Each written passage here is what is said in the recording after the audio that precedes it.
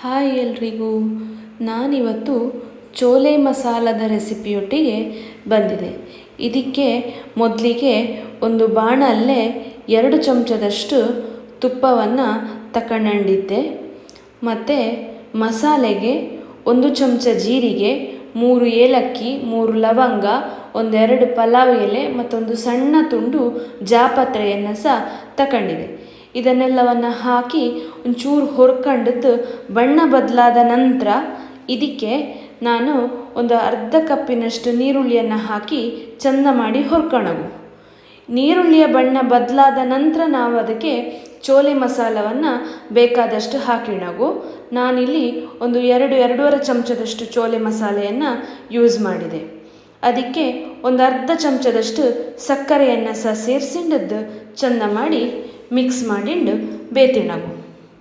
ಅದೆಲ್ಲ ಚೆಂದ ಮಿಕ್ಸ್ ಆದ ನಂತರ ನಾನಿಲ್ಲಿ ಒಂದು ಅರ್ಧ ಚಮಚದಷ್ಟು ಅಮ್ಚೂರು ಪುಡಿ ಮತ್ತು ಒಂದು ಚಮಚದಷ್ಟು ಶುಂಠಿ ಬೆಳ್ಳುಳ್ಳಿ ಪೇಸ್ಟ್, ಆಮೇಲೆ ಒಂದು ಅರ್ಧ ಚಮಚದಷ್ಟು ಮೆಣಸಿನ ಹುಡಿ, 1 ಚಮಚದಷ್ಟು ಕೊತ್ತಂಬರಿ ಹುಡಿ ಮತ್ತು ಅರ್ಧ ಚಮಚದಷ್ಟು ಜೀರಿಗೆ ಹುಡಿ ಇದನ್ನೆಲ್ಲ ಹಾಕಿ ಚೆಂದ ಮಾಡಿ ಮಿಕ್ಸ್ ಮಾಡಿ ಬೇತವು. ನಾನು ಮೊದಲೇ ಚೋಲೆಯನ್ನು ಬೇತಿಂಡಿದೆ. ಉಪ್ಪು ಸಹ ಆಲ್ರೆಡಿ ಹಾಕಿ ಆಯಿತು. ನಾನೊಂದು 2.5 ಕಪ್ ಆದಷ್ಟು ಚೋಲೆಯನ್ನು ತಗೊಂಡಿದೆ. ಆಮೇಲೆ ಅದಕ್ಕೆ ನೀರಿನ ಅಂಶಕ್ಕೆ ಅದನ್ನು ಬೇಸ್ತಿಗೆ ಯೂಸ್ ಮಾಡಿ ಅಂತ ನೀರನ್ನವೇ ಈ ಮಸಾಲೆಗೆ ಸೇರಿಸಿಂಡಿದ್ದೆ. ಇದೆಲ್ಲ ಚೆಂದ ಮಾಡಿ ಮಿಕ್ಸ್ ಆದಾತಿಗೆ ನನಗೆ ಅದು ಥಿಕ್ನೆಸ್ ಚೂರು ಕಮ್ಮಿ ಕಂಡಿತ್ತು. ಅದಕ್ಕೆ ನಾನು 1-2 ಟೊಮೆಟೊವನ್ನು ಚೆಂದ ಮಾಡಿ ಅರೆದದ್ದು ಹಾಕಿದೆ.